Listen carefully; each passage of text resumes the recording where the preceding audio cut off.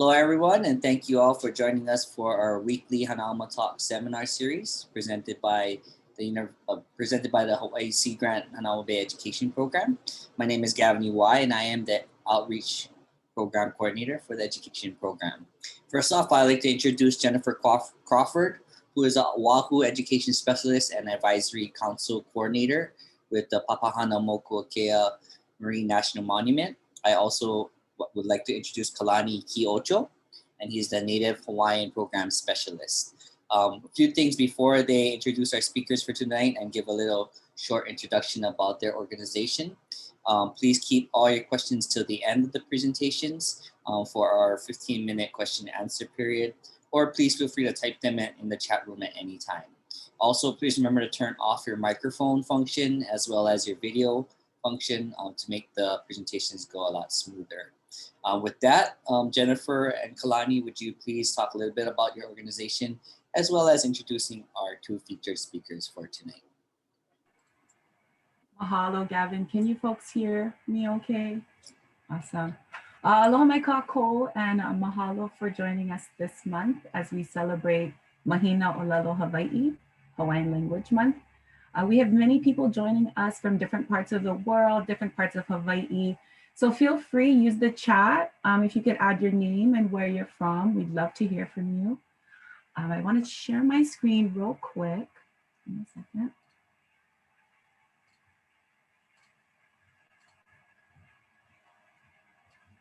Can you folks see my screen, Sheldon? Yeah, okay. So this lecture series is possible through the amazing collaboration and partnerships between the Hanauma Bay Education Program, the NOAA Office of National Marine Sanctuaries, Papaha naumokua Marine National Monument, and Halekua Mo'o Hawaiian Language Center at the University of Hawaii at Hilo. The talks you'll hear throughout February will highlight the importance of historical Hawaiian language literature and the innovative applications of Olelo Hawaii to mālama the natural and cultural resources of Papaha naumokua and Hawaii. Helping with the webinar series this month, I'm going to let my colleagues and Hoa go ahead and introduce themselves. Aloha mai kākou, o no o Kalani Kiocho, no hilo mai au, no hova mahilo kekahi, and I serve as the Native Hawaiian Program Specialist for Papaha naumokua.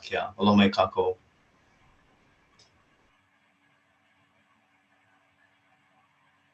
Aloha nui kākou, over kea o Kamalani Johnson, no kahanao ahu a ka hilo ku'aina ho'okama.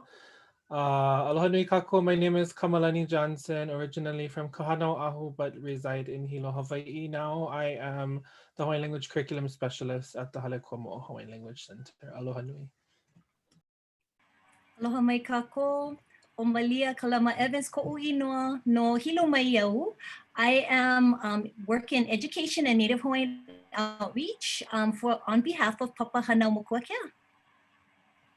Aloha kākou, o Jenny Crawford ko'u inoa no Nanakuli mai iau. Hana wau me Kalani me Malia no Papaha naumokua as the education specialist and advisory council coordinator. So aloha everybody, I'm Jenny again from Nanakuli, and I work with Kalani and Malia for Papaha naumokua and the National Monument. We just want to mahalo all of the supporters for that support the Hawaiian language. E ola ka olelo Hawaii. E ola.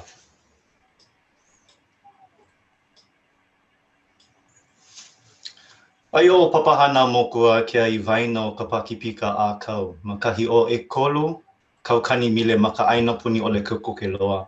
O e ka pai moku ku ka awale loa o ka honua nei. Mamuli o ia ku ka awale loa anai I liluewe ai na mea kanu a me na holoholo na ku kahi he nui. Ua nui na lahulu apa akuma o Hawaii nei I loko o ke kia ho'omana'o. A ohe ona like ma ke kahi aina. Ua nui no ho'i na ka hua mo mehe o kahiko a me na moku piholo a ho'ailo na aina kahiko. Located in the central North Pacific, roughly 3,000 miles from the nearest continental landmass, Papaha naumokua is part of the remotest archipelago in the world. This isolation has led to the evolution of many unique plants and animals. A significant amount of species within the monument are endemic to Hawaii, found nowhere else on Earth. This area is also rich in ancient cultural sites and historic shipwrecks and landmarks. O ke kia ho mana o kaia puni o Papaha naumokua ke kahi o nā wahi maloa nui loa o ke au I hoʻopale kana piha ia. Ma kahi o e ona hana le kaukani o nā mila kuea ma ka moana pakipika. Ua ane e like kanua me ko ke kaiku ona o Mekiko. Papaha naumokua Marine National Monument and World Heritage Site is one of the largest fully protected conservation areas in the world. It encompasses nearly 600,000 square miles of the Pacific Ocean, an area nearly the size of the Gulf of Mexico. Ho'okele like ia ke kia ho'omana o e ha hoa kahuwaiwai. Ke ena oihana kālepa ma o ka papaluna ho'okele moana a lewa puni au puni. Ka oihana kuloko o Amerika ma o ka oihana ia me ka holoholo no lohiu o Amerika. Ka moku aina o Hawaiʻi ma o ka oihana o nā aina a me nā kumu waiwai kūlohelohe. A me ke ene kule ana Hawaiʻi, o ia no o oha. The monument is administered jointly by 4 co-trustees, the Department of Commerce through the National Oceanic and Atmospheric Administration, Office of National Marine Sanctuaries, and National Marine Fisheries Service, Pacific Islands Regional Office, the Department of the Interior through the U.S. Fish and Wildlife Service, Pacific Region National Wildlife Refuge System, and Pacific Islands Fish and Wildlife Office, the State of Hawaii through the Department of Land and Natural Resources, Division of Aquatic Resources, and Division of Forestry and Wildlife, and the Office of Hawaiian Affairs.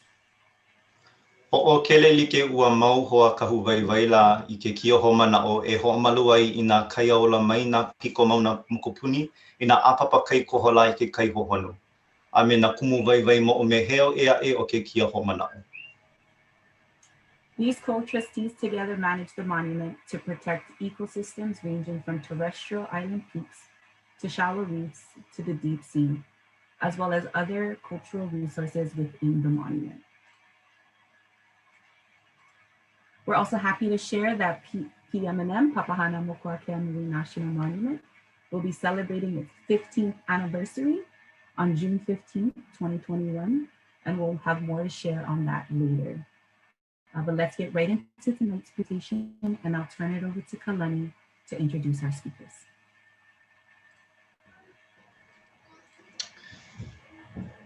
No leila, o ke ia ho'ike I kapa ia o nana I ke kumu Exploring Cultural Dimensions of Marine Species in the Hawaiian Archipelago is a collaboration between Arielle Blacklow, a 2019 NOAA Hollings scholar, and Sheldon Rosa, a 2019 NOAA scholar with the NOAA Education Partnership Program for Minority Serving Institutions.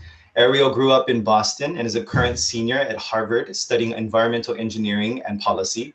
And Sheldon grew up in Kahalu'u, Oahu, and is a current 4th year student at the University of Hawaii at Hilo, studying marine science and Hawaiian studies. Guided by their mentors, Kirsten Liang and Danica Kleber with the NOAA Pacific Islands Fisheries Science Center and Randall Kosaki and I with the NOAA's Office of National Marine Sanctuaries, this research recognizes Papaha naumokua as a discrete social-ecological wahipana or sacred place that braids the social and natural systems together, reinforcing that kanaka or humans are a part of and interact with their surrounding environments. Exploring different social-ecological frameworks will help to identify the degree to which species are culturally salient based upon various cultural functions and attributes. They will present how they utilized various knowledge sources like Hawaiian language newspapers and primary moʻolelo Hawaiʻi literature to qualitatively triangulate cultural significance of over 140 marine species found within the Kumulipo, a Hawaiian creation chant. Collaborations with other expert groups are in progress to further understand cultural dimensions of marine species in order to improve their inclusion in management, empower local communities, and achieve the mission of NOAA and Papaha naumokua. Please welcome Sheldon, Rosa, and Arielle Blacklow. Aloha mai kākou.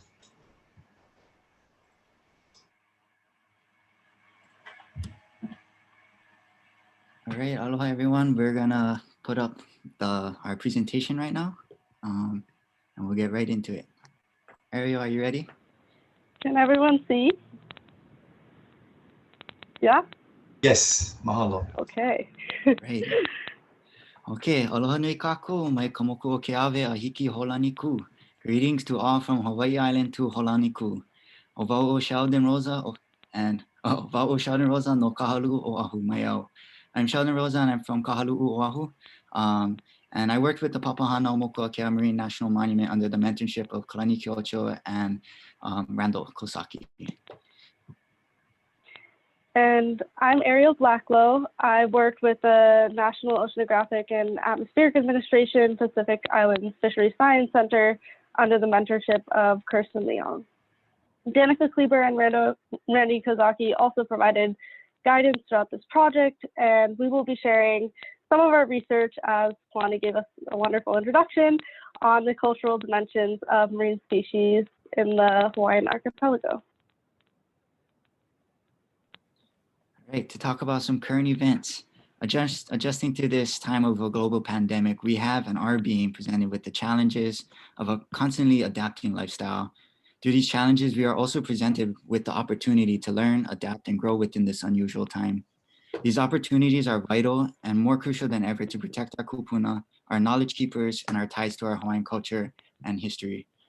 Within the recent change in leadership, Biden has enacted a new 30 by 30 conservation mandate, which calls on the federal government to increase protection of land and coastal waters to 30% by 2030 to help address the climate crisis that we are facing today. There has also been more incorporation and integration of ike ku'una, or traditional knowledge, within management, research, and modern practices. With this ike ku'una, it also includes more involvement of indigenous researchers motivated by the ties to the rights and responsibilities of this ike ku'una. A great example of organizations pushing for more diversity, equity, and inclusions are programs like Hilo's PIPE internship program and NOAA's EPP-MSI scholarship program, which creates pathways for students from underrepresented backgrounds to different opportunities in the workforce. While we go through this presentation, we have a question to pose for all of us to ponder. How do we use Olelo Hawaiʻi in our work? So we'll return back to this in the end. So ponder that, and I'll pass it over to Arielle. So NOAA is an agency trying to improve its consideration of Indigenous knowledge as it tackles, for example, Biden's 30 by 30 Conservation Act and addressing climate change and much more. To give a bit of background, NOAA's Pacific Islands region manages the largest geographical area within NOAA's jurisdiction. As you can see from this map, the region is bounded by the Hawaiian Archipelago in the north, American Samoa and U.S. Pacific Remote Islands area in the south, and then the Mariana Archipelago in the west.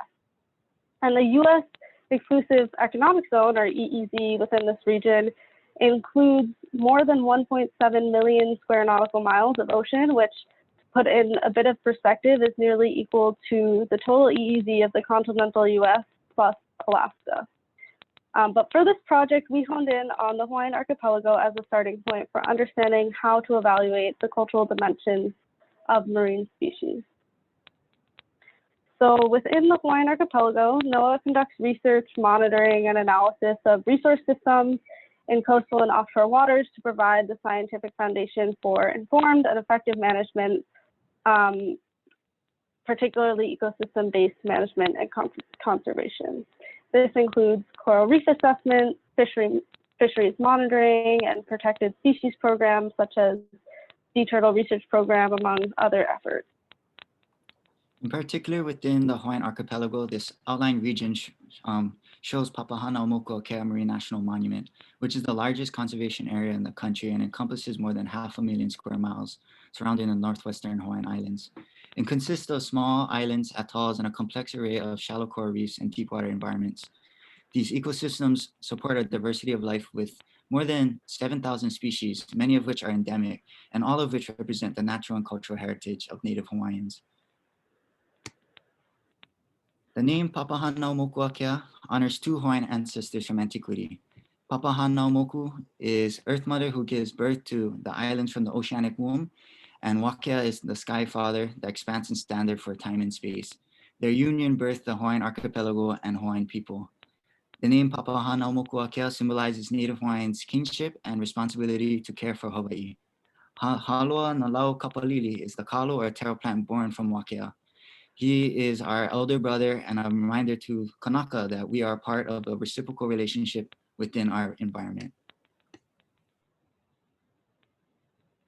So in essence, with our research, we are trying to build a methodological approach that can braid social and natural systems together. This will reinforce that Kanaka or humans are part of and interact with their surrounding environment. And going along with that, different species play different roles in a cultural structure and functioning. And this is what we're trying to understand in order to improve management approaches. An example of this would be how salmon are culturally significant species to Native American tribal communities in Alaska. Using ike ku'una or traditional knowledge to fulfill the monument's mission to carry out seamless integrated management to integrate into management, ensure ecological integrity, and to protect the Northwestern Hawaiian Island ecosystems, Native Hawaiian culture, and heritage resources for current and future generations. This traditional ecological knowledge helps to build the cultural construct of different fish species and allows us to account for the indigenous management techniques. So for NOAA, NOAA's motivation on taking on this project is grounded in the Magnuson-Stevens Act, which is the primary law governing marine fisheries management in the U.S. federal waters. And this includes the consideration of impacts on fishing communities through Standard 8, which, as you can see here, provides for the sustained participation of fishing communities to minimize adverse economic impacts on them. And in terms of applying this as a project, we aim to combine NOAA's ecosystem-based fishery management plan with PM&M's TEK approach to develop an adaptive fishery co-management technique in order to protect, in this case, species with cultural importance in the Hawaiian Archipelago. One of the most foundational aspects is the Kumulipo, which is the most well-known Hawaiian creation chant, which consists of 16 va, or intervals of time and or space, with over 2,000 lines within it. That is separated into two realms where creation starts in darkness, or the immortal realm, where different birds of different organizations are stated in this va. And it moves into light, or the mortal realm of Ao, where the Kanaka emerges and more than 1,000 Hawaiian family lineages are mentioned.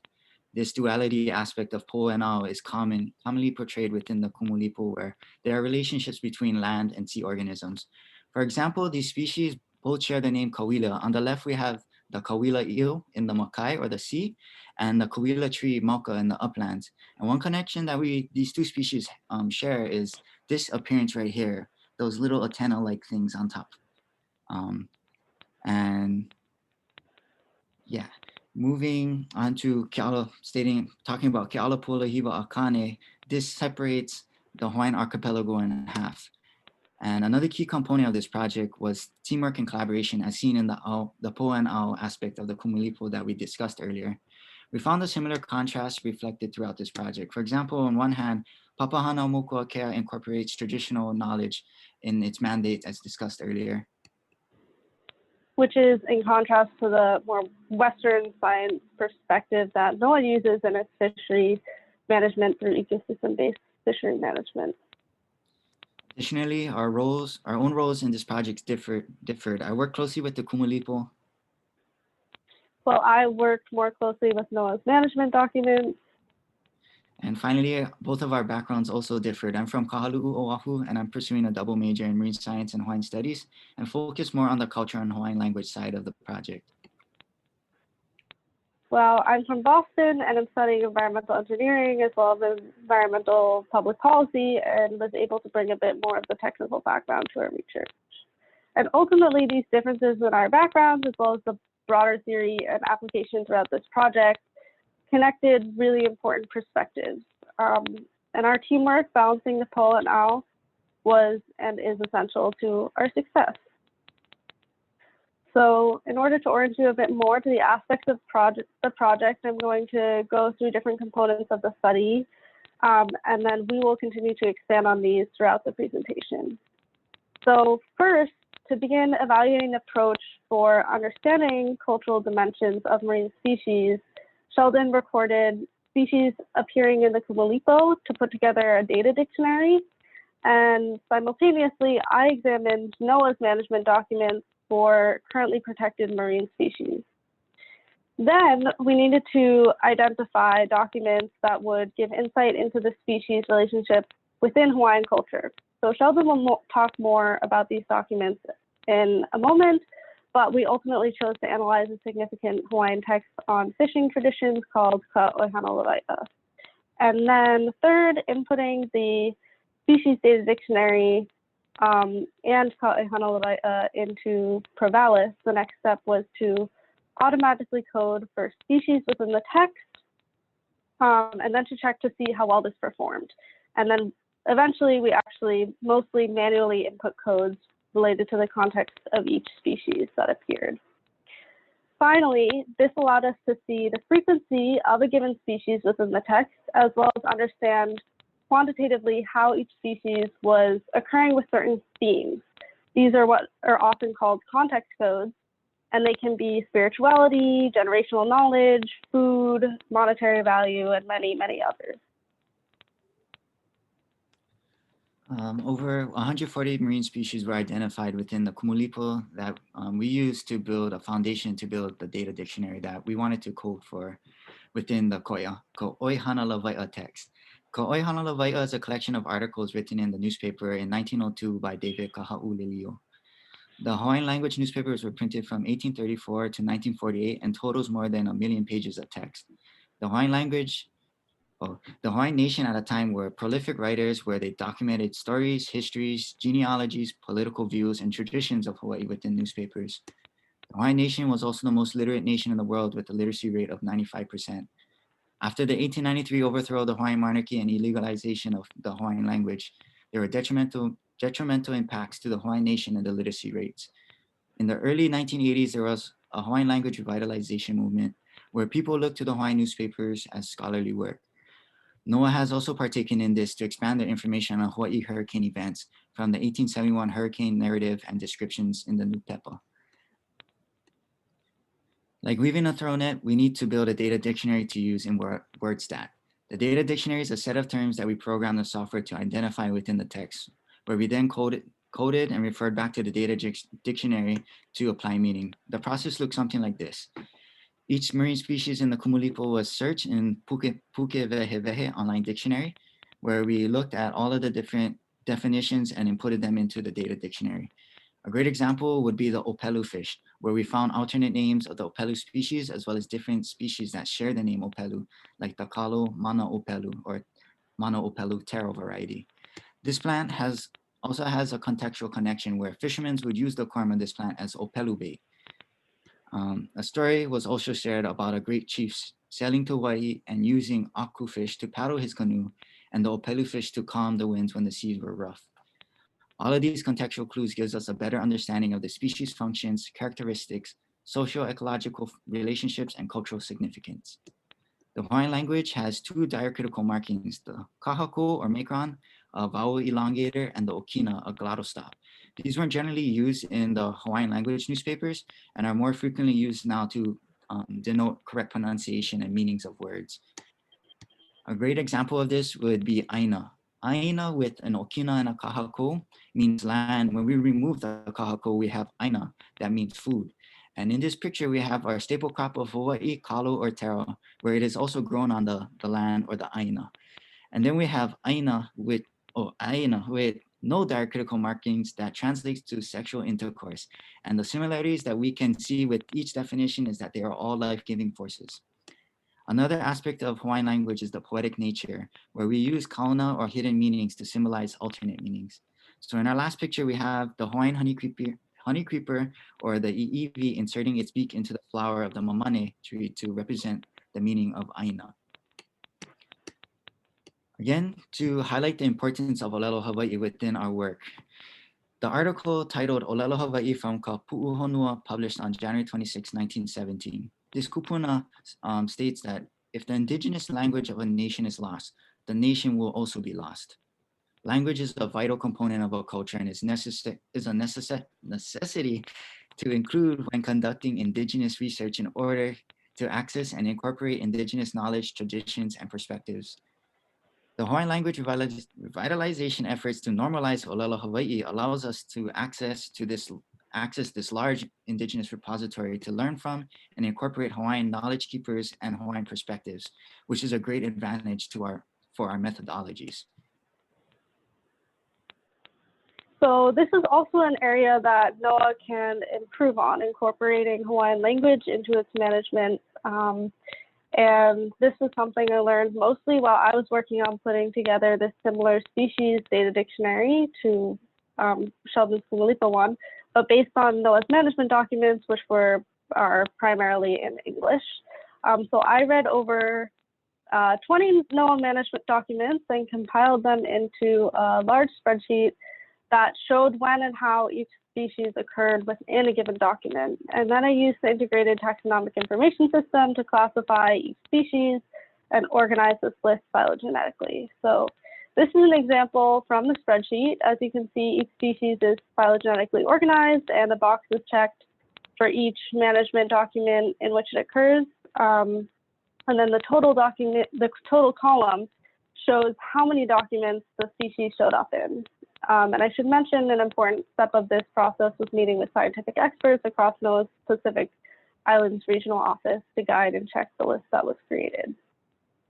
And so between the two lists that Sheldon and I worked on, his with the Kumulipo, me with the management documents, we had hundreds of species and synonyms to evaluate. So for the purposes of our pilot study, we needed to narrow this down and for later on as well. For the management document species list, this was a relatively simple process. We selected species that occurred in 6 or more management documents. But for the Kumulipo, this was a bit more complex, and Sheldon's going to share a bit about it now. The approach that we took to prioritize the species for the Kumulipo was a triangulation method of different knowledge sources. We started with the Kumulipo as a basis and identified the species that were included within Ko'oihana Lawai'a, and then applied codes to the text and then looked at the data dictionary to comprehend these codes. That's what the process looked like. So then based on the criteria that we used to select these so-called prioritized species, we identified these 3 categories: species occurring in the Kumulipo only, species occurring in management documents only, and then species found in both. You can see that the species included in this list are not only just fish, and in the Hawaiian perspective, everything that lives in the ocean were considered i'a or fish. And then also good to note is that there are only 4 species that are overlapping between the management documents and the Kumulipo. And this perhaps alludes to a gap in NOAA's management in its cultural considerations and management. So in order to understand the cultural functions and meanings of these species, however, we had to take the next step in analyzing, in our case, Kaʻoihana Lawai'a, in a software called Provalis, which we'll share a bit about now. Instead of spearing one fish at a time, Provalis is like a throw net that will allow us to ho'ole or catch multiple fish. This is a more efficient, organized, and systematic approach to help us understand cultural dimensions of marine species in Hawaii. To dive a little bit further into the textual analysis process, we read the English translation of Ko'oihana Lawai'a, searching for species codes that Provalis may have missed in its automatic coding, and as well as attaching codes related to the context that the species was showing up in. Aku was the most frequently mentioned species within the Ko'oihana Lawai'a text, and at the top, we have an excerpt about the Aku species, where these annotations reveal more of the fishing techniques, like different types of hooks and how they were used. And you can see, for example, ahi and aku overlap with miscode in red, which signified that Provalis' automatic coding failed. This was definitely one of the limitations we face using this software. The graph at the bottom right shows the comparison between the frequency of codes not missed by Provalis in blue and the miscode by Provalis in orange.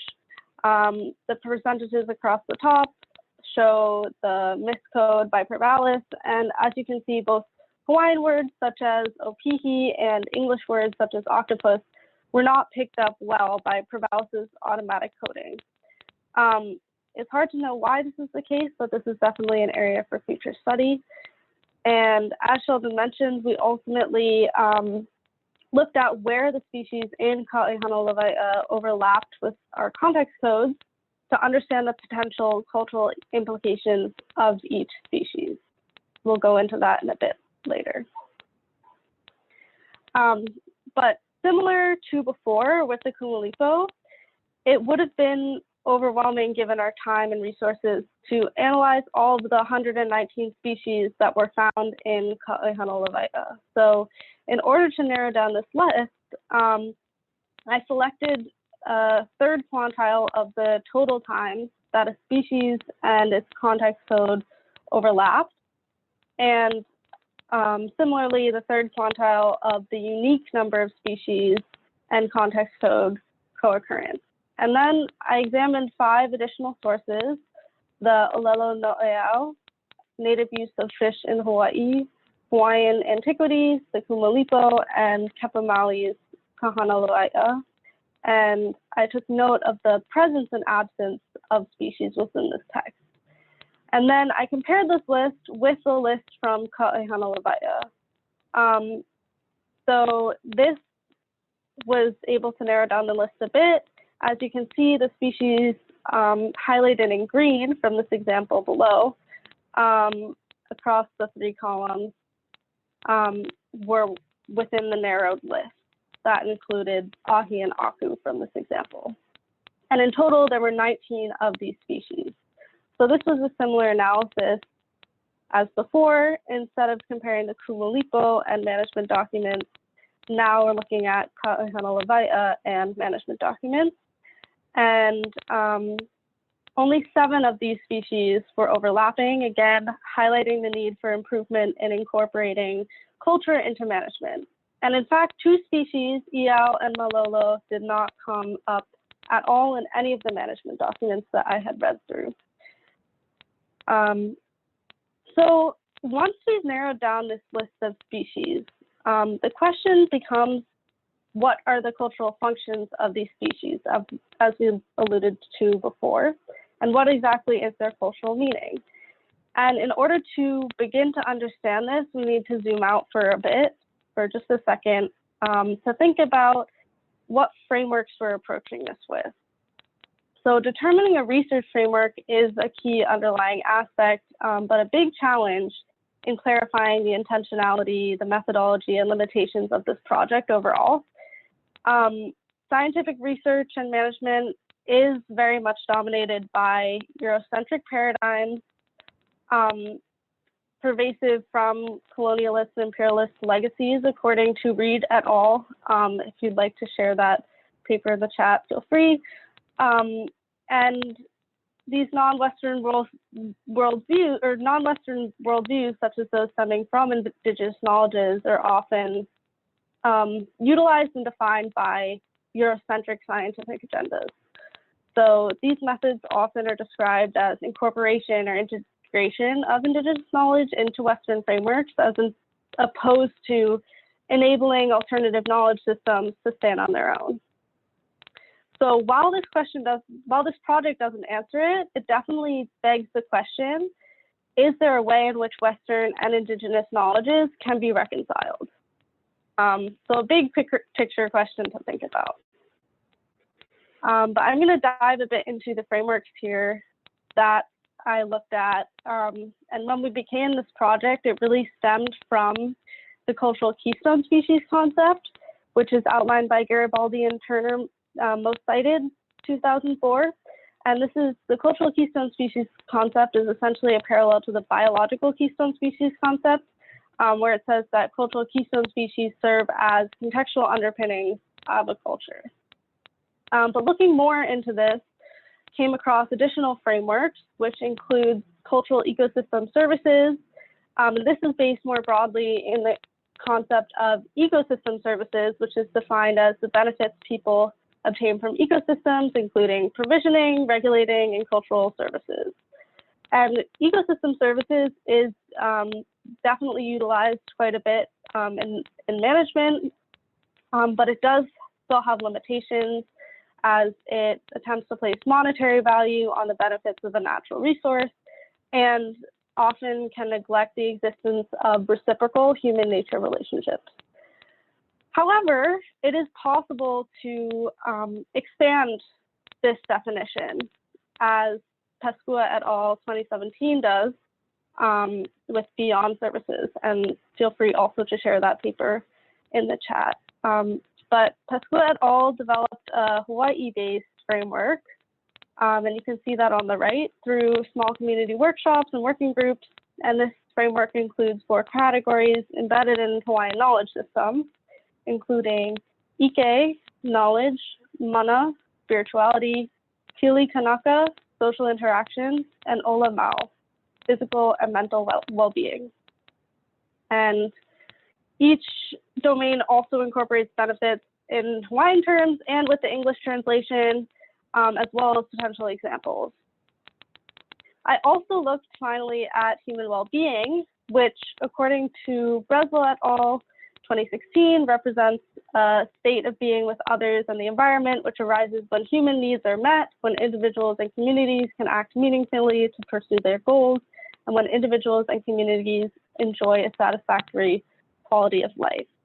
And it evaluates conditions such as culture, tangible and intangible connections to nature, social relationships, technology, safety, and more. And then Ingram et al. 2018, and you can share that paper in the chat as well, applies this to NOAA's Integrated Ecosystem Assessment Program in West Hawaii, where they conducted informal discussion sessions with community members in order to develop a community-based understanding for the specific framework. So these are just some examples of frameworks that we can approach our project from. There are many more, however. So some of my research examines exactly how these existing frameworks function. So I applied those 19 species from Ka'oihana to each of the frameworks that I just discussed. This is just, I'm going to share a few examples. So this is the Pescua et al. Framework that I just described. You can see the distribution of the number of codes within each category across the species in this graph. And aku, for example, has the highest number of codes, which in each of Pescua et al.'s main categories, but this could be attributed to the fact that aku had the highest frequency of coding within Ka'oihana. So something more interesting maybe to look at is the distribution of each of Pescua et al.'s categories when applied to each of these species, to understand how this framework perceives their cultural function. So the 4 colors translate to the 4 categories, ike, mana, pili kanaka, and ola mau. And while iao, for example, stands out perhaps as being less associated with mana there in the center, in the blue, overall, it seems as though there's not a significant amount of variability among the species. And this perhaps suggests that many of the species fulfill a variety of cultural functions, or that our methodologies need some revising too. Because if we look at an example from Breslow et al. Framework, that's the human well-being one, there is actually a distinction between which species, and these are the same 19 species that I'm looking at, are fulfilling which function. So as you can see, aku, he'e, iao, rose to the top for tangible connections to nature. They're on the left. And this was mainly because there was a lot of information in the Ka'oihana text on fishing technique and materials associated with these species. For example, iao is used primarily as bait, while on the right, species such as mano, opelu, puhi rose to the top for intangible connections to nature, characterizing more spirituality, narrative, knowledge sharing, and more. So the varied results overall from these frameworks, I showed you a couple examples, but there's many more, show the many challenges of attempting to apply them and the need for further consideration and development of these frameworks in the future.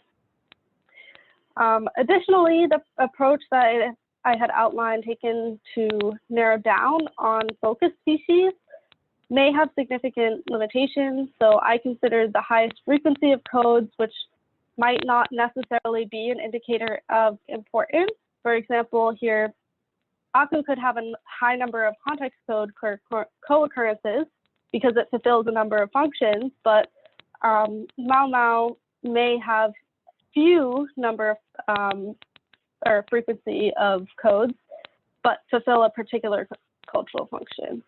And it's also additionally important to take a step back and remember that the quantification of these cultural dimensions can definitely lose some of the important knowledge, meaning, and stories behind these species. So further research should definitely consider these factors, thinking about how to incorporate qualitative and quantitative approaches.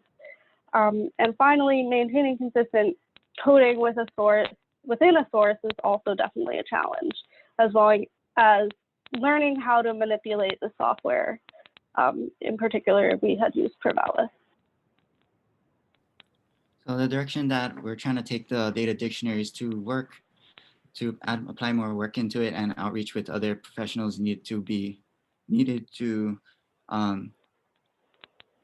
conducted to better organize and prioritize the data dictionary to help us better understand the contextual clues behind the coding, as well as helping us to create new codes for our methodologies. It is also important that we expand our sources to incorporate more text, interviews, and other knowledge sources within the indigenous repository. It's also important to not only include these different knowledge sources, but to incorporate different indigenous perspectives and knowledge keepers within the researchers as researchers.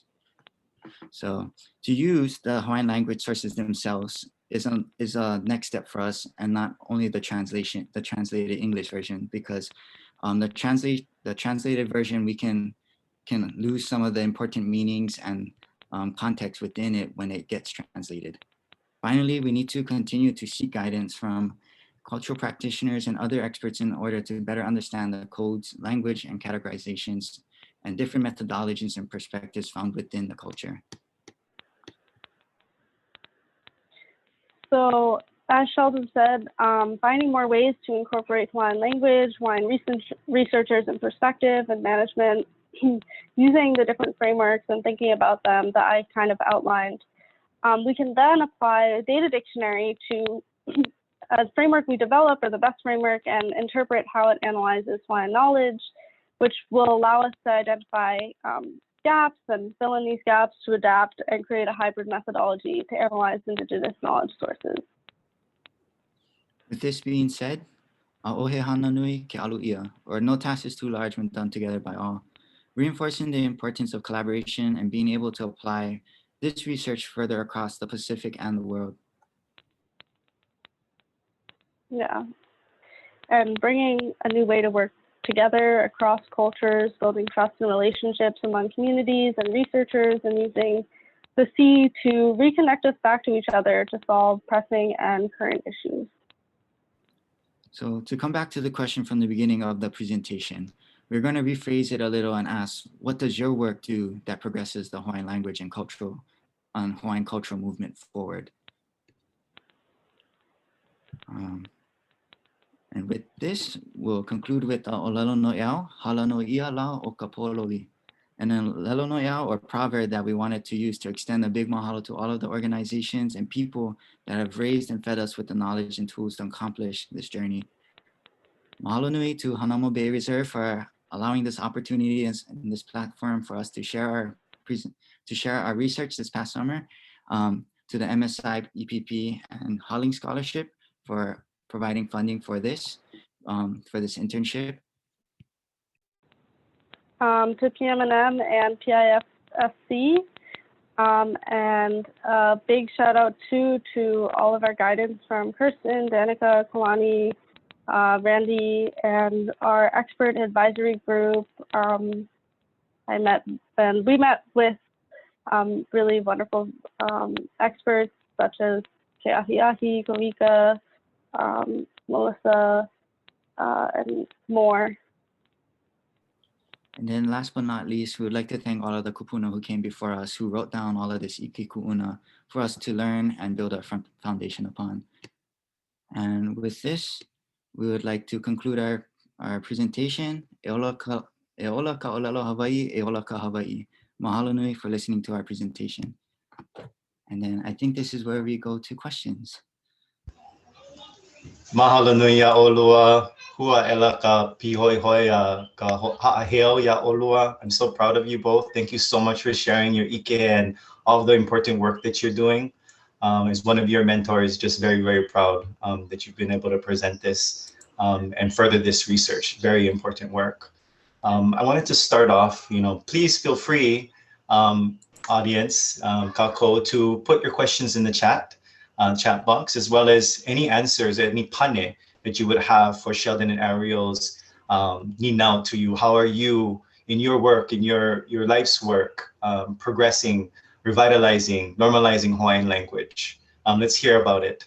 And even if it is in your greetings for email, or using the place names where you reside. I think those are all important ways that we can build this foundation for revitalization and normalization.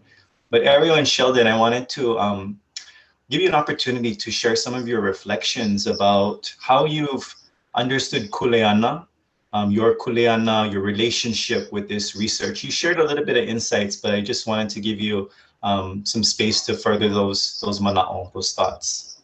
Please, maybe Sheldon, would you like to start? Andu, thank you, Kalani.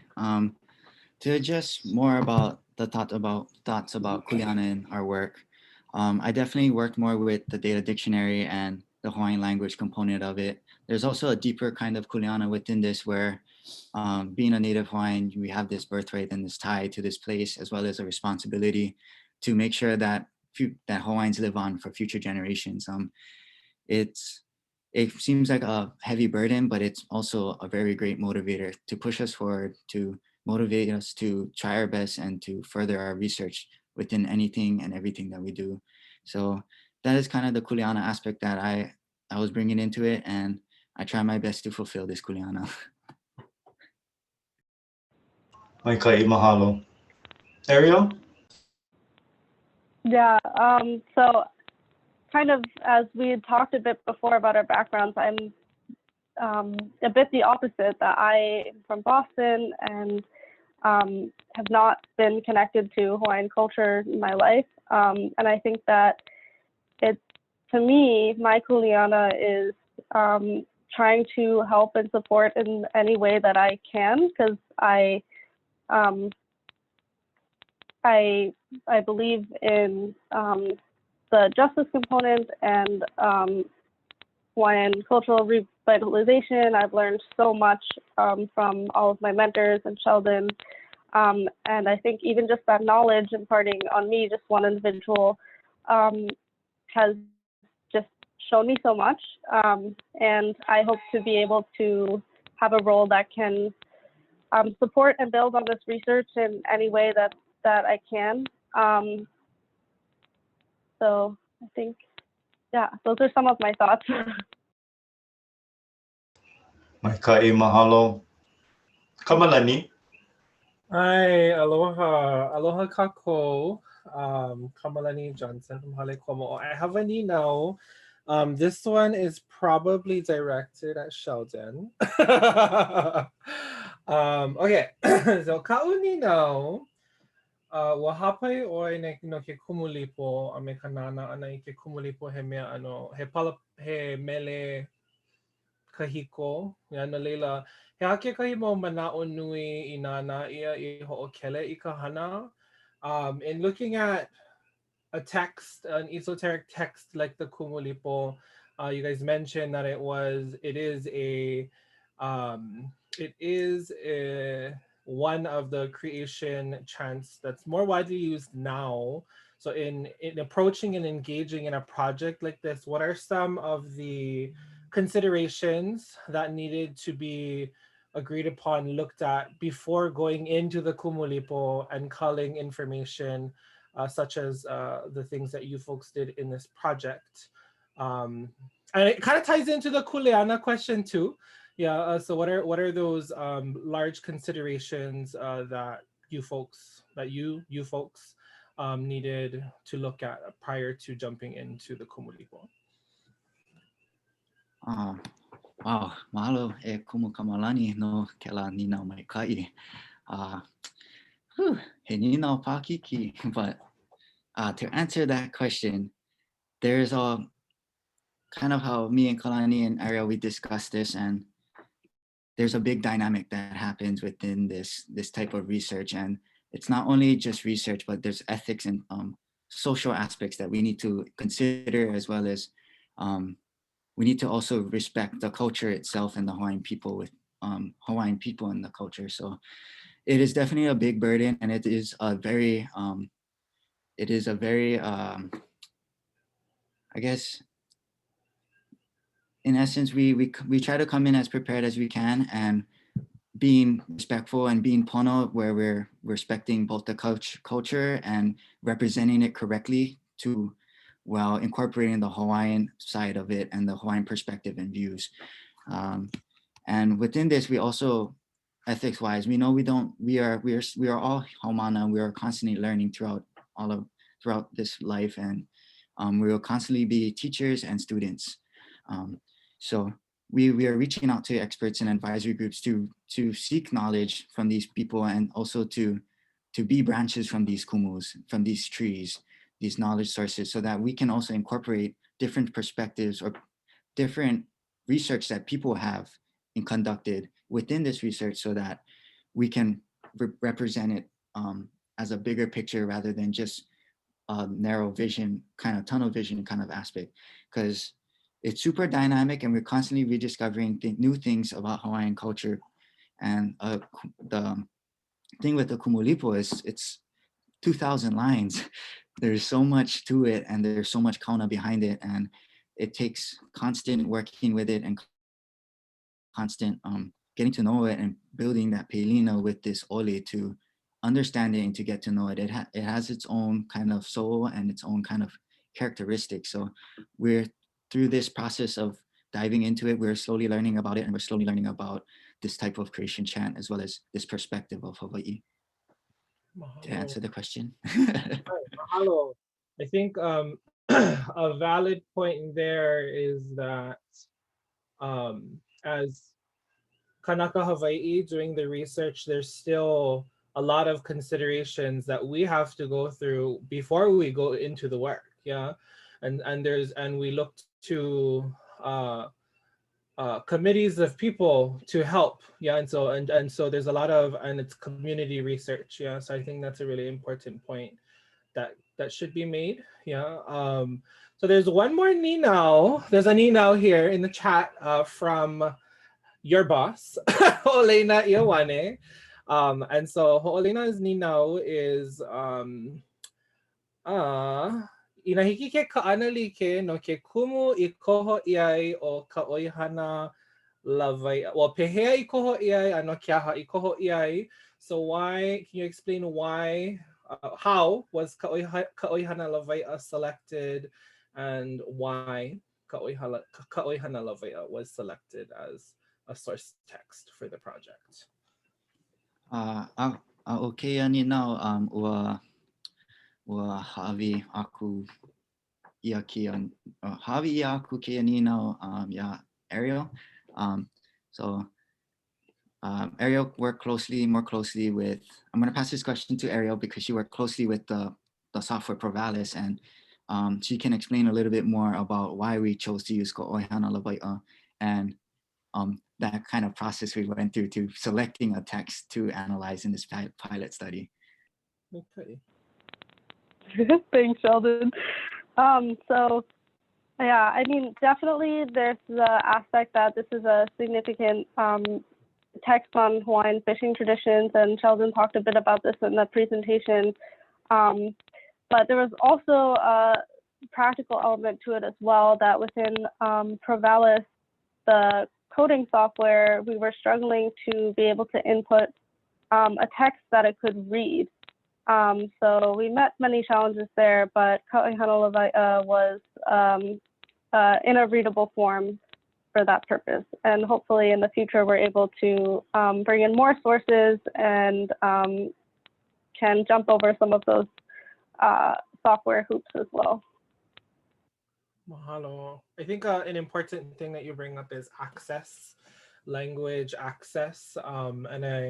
When you folks were presenting, because I work with a lot of source documents, and the things that because Kaohana Lawai'a is really, really great.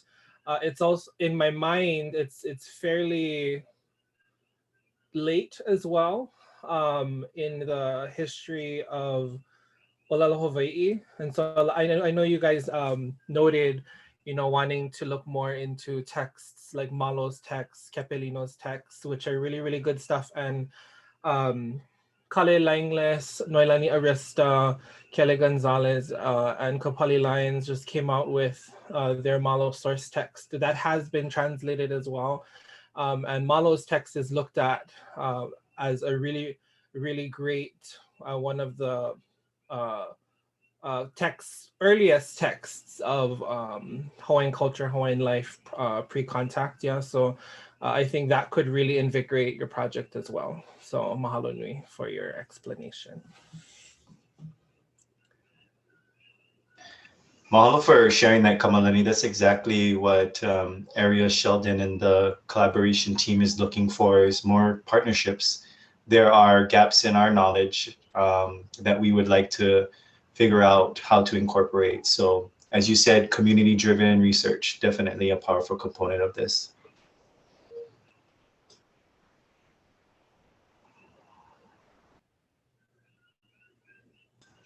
He ninau ho'aku? If no one has any now, I have any now. Go for it, Kamalani. Okay. So here is my Nino. Well, I think I want to ask about the intersection of Olelo Hawaii and science, because and I know for you, Arielle, you are on one end of the spectrum, getting into this other side of a spectrum, which is really, really awesome.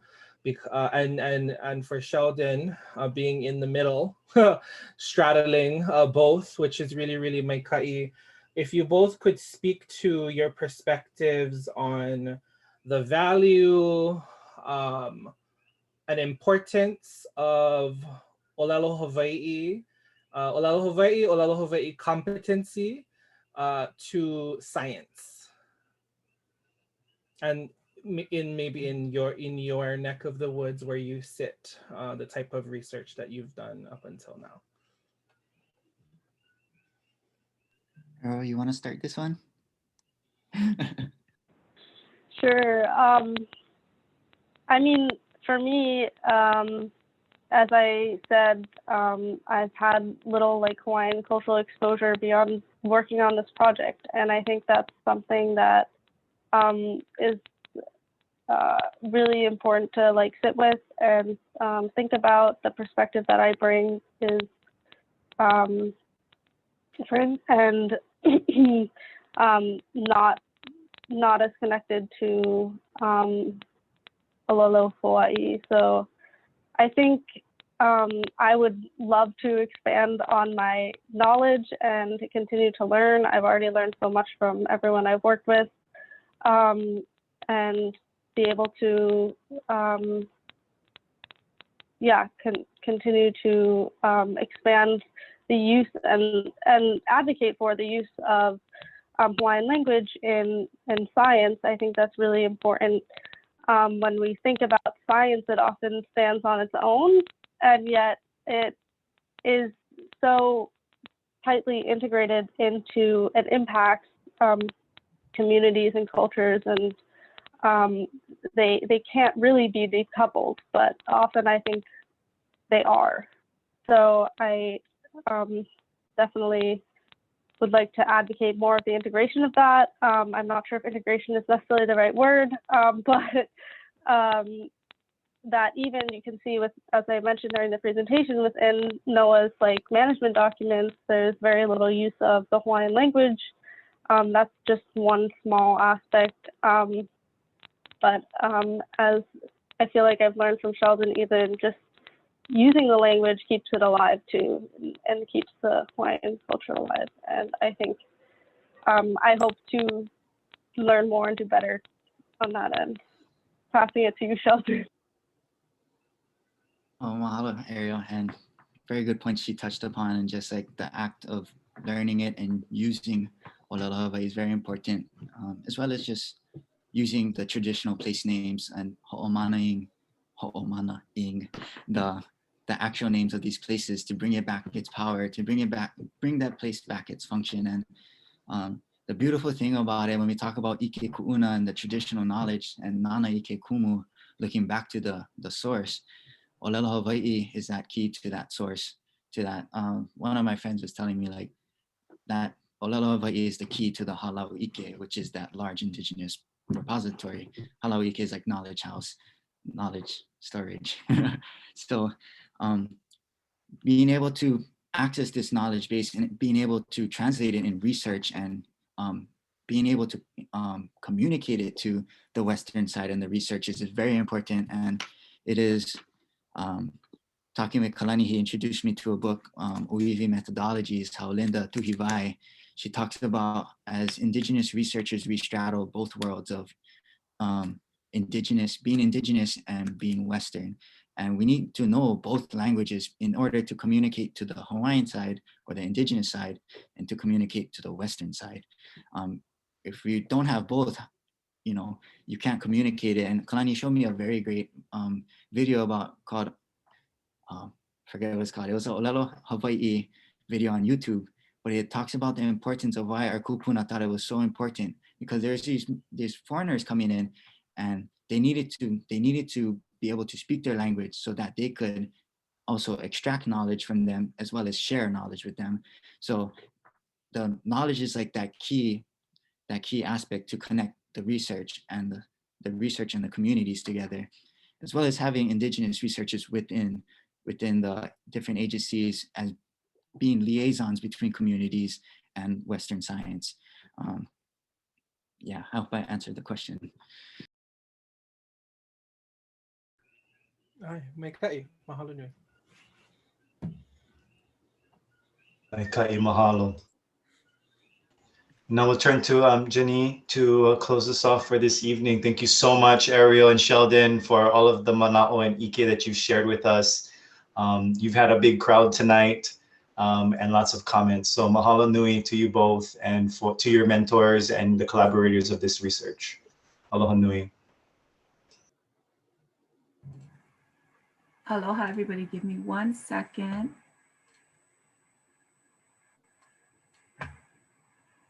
And yes, mahalo, Sheldon, mahalo, Arielle. Awesome, awesome.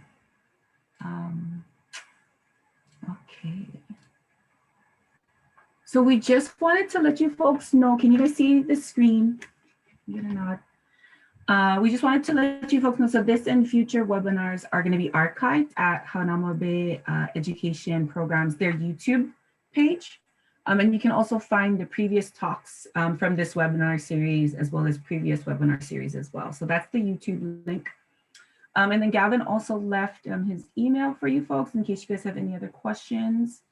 And then we wanted to share, so you guys can join us next week as we conclude Mahina Olelo Hawaii series with Kamalani Johnson and Kalani Kiocho. They're going to be presenting Olaka Olelo Hawaii, revitalizing and normalizing Hawaiian language through collaborative development of education and outreach resources for Papaha naumokua. And we're going to close this evening's amazing presentation of sharing of Ike and Aloha with Mele no Papaha naumokua. It's composed by Kainani Kahauna and Hale Aloha Arielle.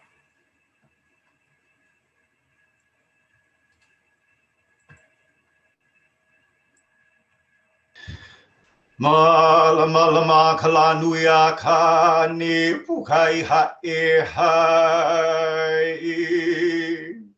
Pa kau ke kukunai ka ili kai ona kai e walu. He ike makawalu ka uia no inei o na uwalu o kanaloa hauna wela no hui ka moana nui. E ua kai ka makani o le ua awi ke kai. Ono kalua o ku hai moa nei ke ka pai u kai o ka ulei. O ku I ka lau lulua e ke aloha na ni ho mo ku manu. Manu o ku I ka ahui he ala ka ina ka lahui. O hina pu koa, o hina pu hala koa, o hina pu kupu, o hina I ka mala mai. Ua ka o hualu o ke kohola aloha ka hini mukala. Kia I e ka akala no yoga. Nau ka pea puka pea pea I ke kei. E ina I ka ina.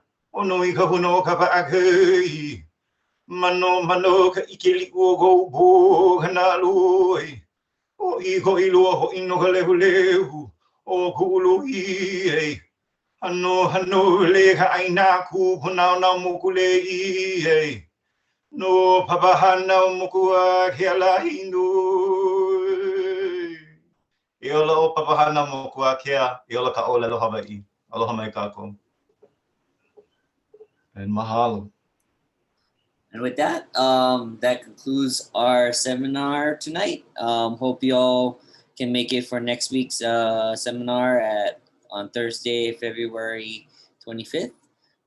With that, thank you guys all for joining in. Thank you to Arielle and Sheldon for interesting talk, and hope you guys all can join us for next week's talk. So with that, aloha, mahalo, and have a great night. Aloha, everybody.